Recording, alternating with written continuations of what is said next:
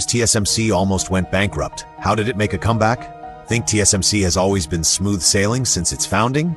Wrong. This company has faced 3 near-death experiences, almost getting crushed by Samsung and wiped out of the market.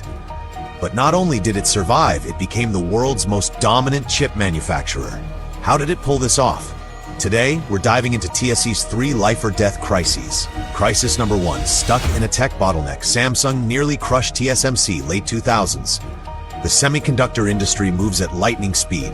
Every few years, there's a major breakthrough. This time, the challenge was the nano era.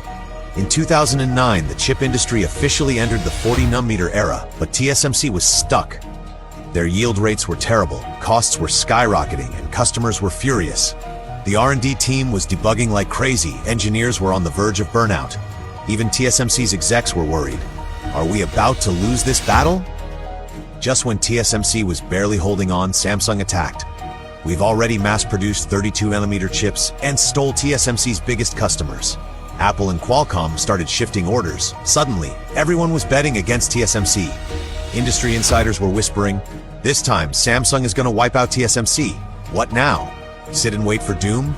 Or go all in?" This is when Morris Chang made the call. We're not just going to break through 40-nanometer, we're going to leap ahead and crush Samsung. So TSMC went all in on 28 nanometers, pouring every last resource into the breakthrough. Engineers entered insane crunch mode. The result, TSMC actually pulled it off. In 2011, TSMC became the first in the world to mass-produce 28-nanometer chips. Samsung, despite being ahead in tech, suffered from terrible yields. Customers came running back. TSMC won this battle by a hair and kept its crown. But it wasn't over yet. The next battle was even fiercer. This time, TSMC faced an all-out attack from 3 giants. Crisis number 2, 3 industry giants ganged up on TSMC. How did it survive? In 2014, the semiconductor industry entered a full-blown 3-way war. Global Foundries got massive funding from Middle Eastern investors and went all in on R&D to steal TSMC's clients. Samsung, still bitter from its last defeat, launched 14-nanometer FinFET chips, ready for revenge. Intel decided to enter the foundry business, aiming to dominate the market with its own chip-making technology. TSMC was in crisis mode. More enemies, tougher competition, and the industry was bracing for TSMC's collapse. But Morris Chang had another ace up his sleeve. We're going to form an alliance. TSMC teamed up with ASML, investing in extreme ultraviolet EUV technology, locking in the future roadmap. They pulled in silicon suppliers, chip designers, and formed a tech alliance. Anyone who wasn't Samsung was now a friend. Together, they took on the enemy. Global Foundries burned through cash but couldn't keep up.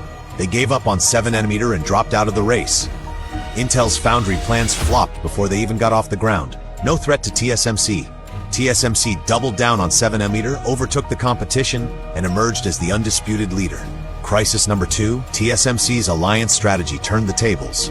But while the previous battles were against industry rivals, the next crisis came from a full-blown global financial meltdown. Crisis number 3, the financial crisis hit. TSMC's orders plunged 35%. In 2008, Lehman Brothers collapsed, triggering a worldwide financial crisis. Companies everywhere slashed budgets.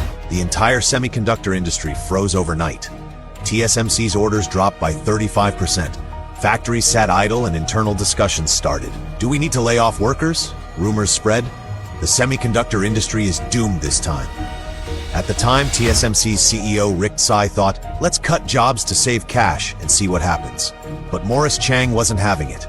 Layoffs? Absolutely not. He fired the CEO, took back control, and made a shocking decision. While others are cutting back, we're going to invest big.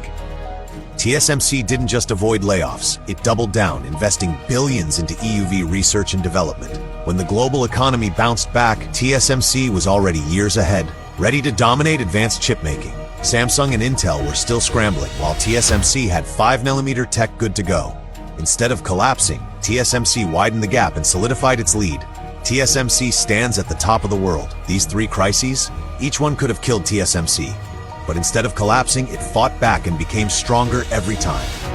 Today, TSMC is the only company in the world that can mass-produce 3-nanometer chips. But what's next? What new challenges will it face? Drop a comment.